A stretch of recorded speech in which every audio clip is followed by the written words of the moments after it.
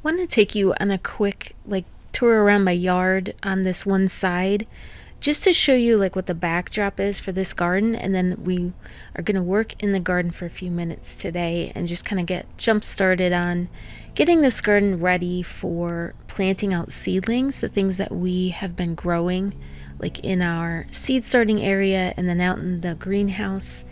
And then also once the plant out date comes, then we'll be, doing different things, planting some mature plants in here as well. So what I have in here is some blue spruce, some white pines, Leland cypress, flowering pear, and flowering cherry. I have a neighbor like right on the other side of this who has a pool, so it can get a little bit loud. So I just want to have this like nice and secluded here.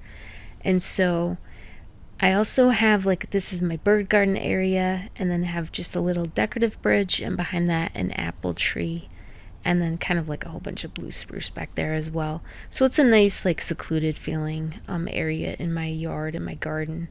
So I just want to get down into the garden, and what I'm doing here is I'm just taking the first section and I'm doing like a 4x4 kind of a section where I'm just going to go ahead and get down in here and get all these weeds out.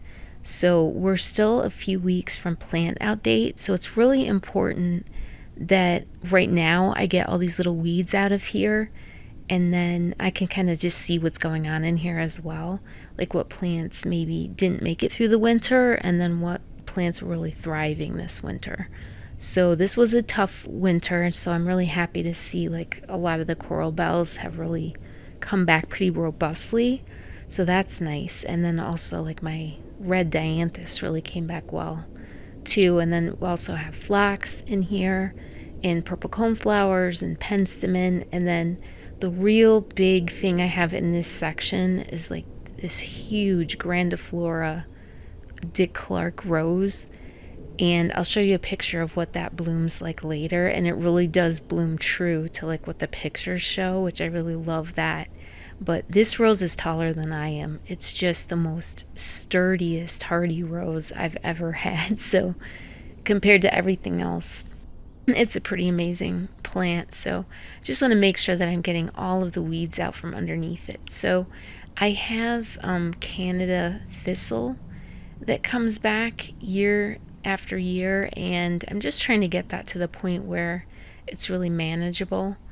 So that's a tough one. That's a very invasive weed, and unfortunately I think it came in with some mulch, and that's kind of where I think a lot of the weeds come in. But I just looked it up, and it said that this plant can go, or this weed can go 6 feet deep and 15 feet horizontally. So this is quite a, kind of a scary plant, really. But year after year, I just pull it out, and then this is why I'm using like a grocery bag, because it has like the prickles all the way up and down it. And when I do that, it just really helps not to have that, make its way through the bag. Normally I'm wearing gloves, but I do use like grocery bags to pull, like if I have this kind of weed, or if I have like poison ivy, something like that, I'm using this kind of a thing, because that way that it doesn't transfer through the bag. So I'm just pulling those out, but I'm being actually really careful because I have a lot of little seedlings in here, and I want to make sure I'm pulling out weeds and nothing else. So I'm trying to be really careful about looking at what I'm pulling out. And then the other thing I'm pulling out a lot of is forget-me-nots. So I'm pulling out probably about 95% of the forget-me-nots in this area, because I love those flowers. They're such beautiful, like little periwinkle blue flowers, but they will bloom like in a mass, and it just takes over the entire garden. So I really do have to pull most of those out in sections where I don't want them. In other sections I may want them there, but it's a good idea for me to pull them now, because as time goes on they get really sticky and it's really hard to deal with them. So at this stage it's super easy. So I'm going to try and pull all the weeds out of this whole garden.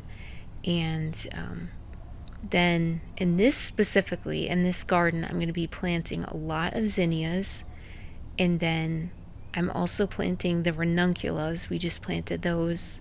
Zinnias are planted from seed, and I've done a few early ones, but then my mass planting I'll be doing within the next few days of just getting those seedlings going. And then when they're a few inches tall, then I go ahead and put them in the garden.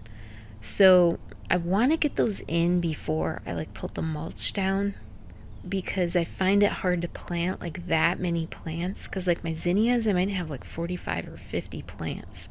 So I do find it a lot easier to plant them and then put the mulch like down after that. And then my other consideration is I also want to get any like fertilizer in here. And I usually use like I think it's called rose tone, but it's like an organic fertilizer that's granular. I usually use that kind of a fertilizer, and then I'll put that in lightly because I'm planting seedlings at the same time. I don't want them to get burned out. And then I will do the mulch at the same time. So I do want to make sure I get everything planted and mulched, and that would be within the next couple weeks. I'm going to do that. So I just want to give myself a little bit of time to get all of these weeds out of here, and then get everything planted that is a small seedling. And I think I'm also going to put a tomato in here as well, just to see how that works. Like right on the edge, so that I'm able to like harvest the tomatoes. But I just think I love putting vegetables in like with a flower garden. So I'm just going to see how that works this year.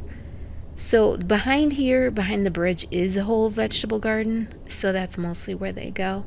But I'm just going to do a little experimenting with that this year. So I'm going to do this first 4-foot section, and I'm trying to get every single little weed out of here, and especially under that rose, because those can really affect a plant, like it living, or the health of the plant if there are weeds like down among the roots. So I'm trying really hard to get those out.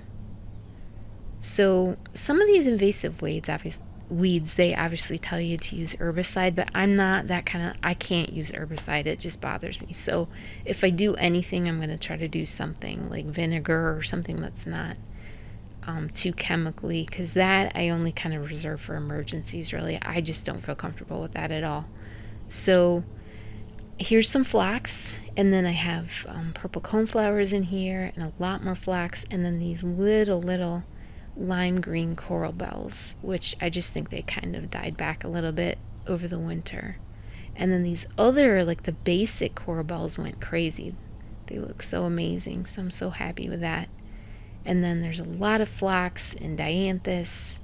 And then on these further sections, I have like roses and peonies and all sorts of things. But in this first section, I'm just trying to really focus on what's in here. And here's another red coral bells. And I just kind of throw a whole bunch of coral bells in the whole category of red, because that's, that's kind of the direction they go in. And then there's penstemon and some flax in there as well. So this is what this Dick Clark rose looks like.